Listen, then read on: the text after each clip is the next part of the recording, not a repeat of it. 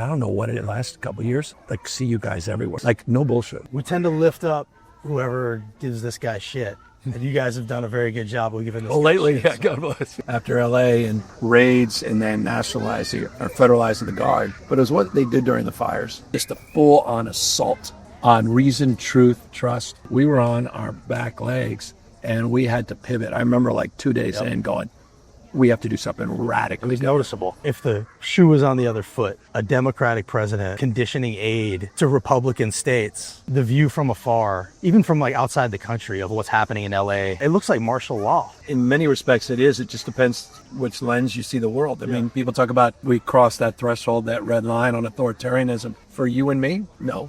For the Latino community in LA, full on. People quite literally aren't going to the graduations. Right. They're not getting groceries. They're having other people drive them, so they're not racially profiled in their cars. And it's happening at a ferocity and scale that's shock and awe. And it just gets lost sometimes because there's a new tariff policy or there's just another true social. And so critical. We just keep our eye on the ball. And these are masked people, unmarked cars with no identification, grabbing people from their cars, in some cases smashing the windows, grabbing them and they're screaming, ripping them away from their kids or their kids. How is this legal? And throwing it. That's what I don't understand. Mayor Bass just filed a lawsuit. Yeah. You have a lawsuit against him. But like, how effective is that? We're going to test the boundaries of that. The good news is we've had more success than failure, particularly the lower courts. It's then when we get in the appellate, things get delayed and it gets slowed down. And everything that's coming at him, we're smash mouth right back.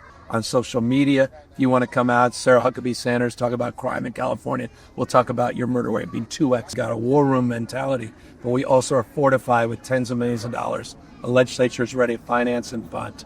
And the largest state in the union, the largest economy, fourth largest in the world, we're going to have the backs of our diverse communities. I mean, we're one of the most dependent states in the country. Yeah. They go around here bragging about how fiscally responsible we are, but they never mention that we get 40% of our state budget from the federal government. There was a little bit of talk on your feeds of at what point does California stop paying for its own oppression? I kind of threatened that a few weeks ago and got the ire of the right, which is ironic. Let me give you a numeric. Texas took in 2023 71.1, so taker state by 71. Yeah.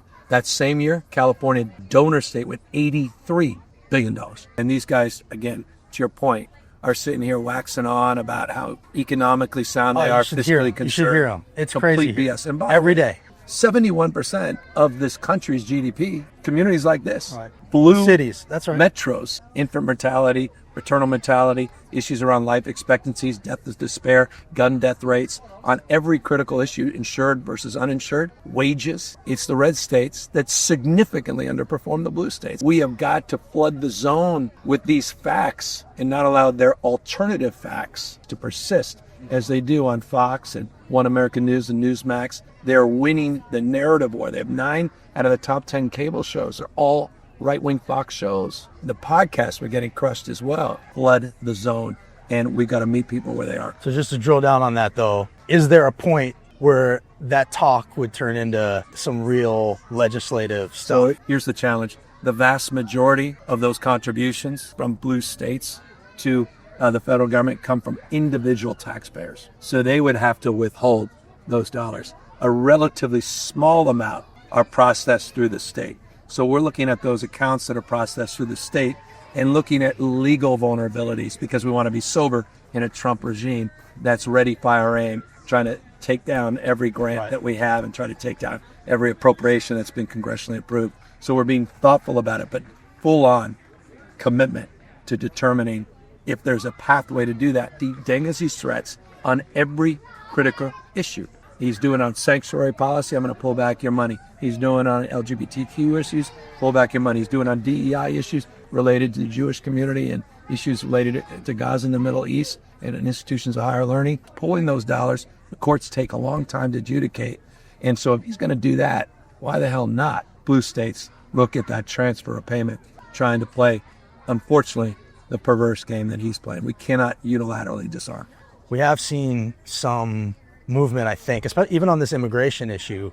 People like Joe Rogan, Andrew Schultz have started to rethink what happened here. What's your attitude to people like that who obviously played a role and helping this guy get into power, suddenly having a change of heart. Someone does the right thing eventually. I remember I was talking about gay marriage here a moment ago in 2004. I felt like I was on my own island. It took like a decade for a lot of Democrats to be there.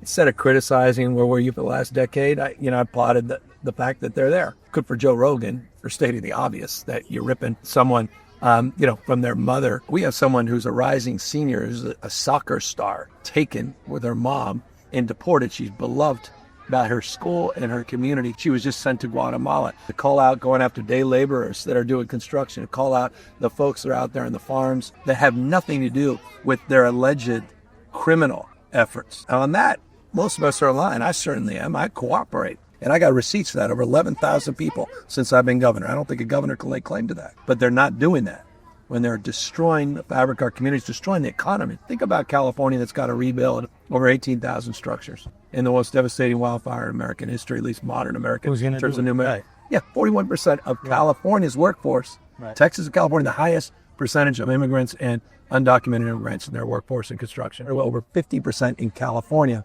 of people working in the farms and fields.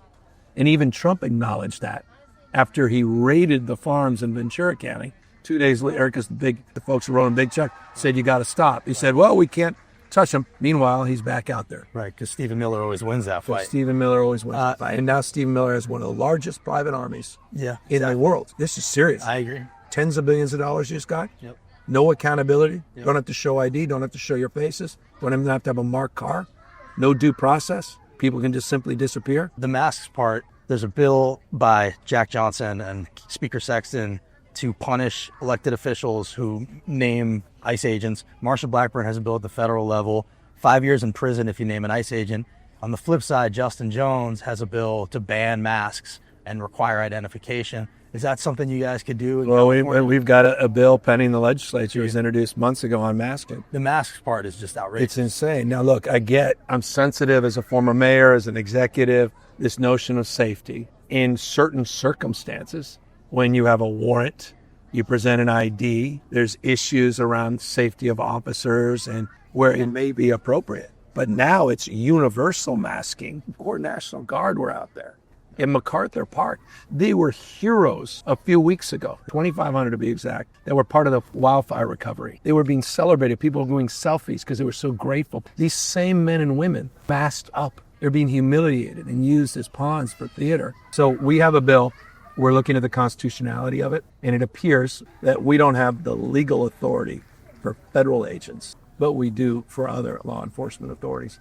There's some amendments being made in the bill, and our legal team's looking at it. I think the alarmists have yet to be wrong. What's the message in terms of just where we stand as a democracy in this moment? Well, I saw what Governor Abbott did today, announcing a special session that will include redistricting. Seizing power even after these guys they're not fucking around, man. They're playing by a totally different set of rules.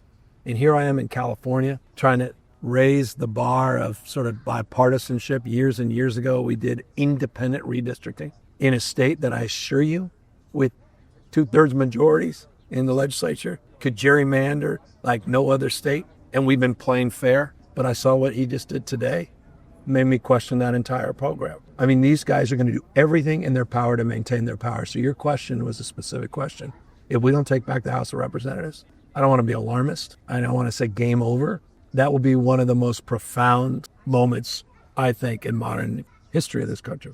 Greek democracy and the Roman Republic, this notion of co-equal branches of government, popular sovereignty, the rule of law versus the rule of Don. If we're not able to hold that line by taking back Congress, I think that is the red line. It's already, that red line has been crossed for our diverse communities, particularly immigrants. Even legal immigrants like Elon Musk that they're threatening. They're serious about that. These guys have no shame and no limits unless we, the people, step up.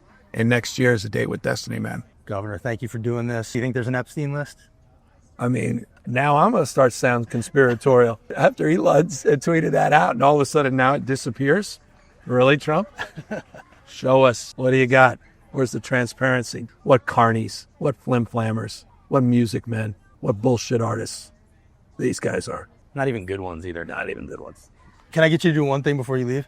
Can you tell them to Foller the Holler? Foller? Foller the Holler. Oh, my God. I'm Governor Gavin Newsom, and Foller the Holler. Perfect. Thank you for this. Not easy to say. Do that 3 times fast.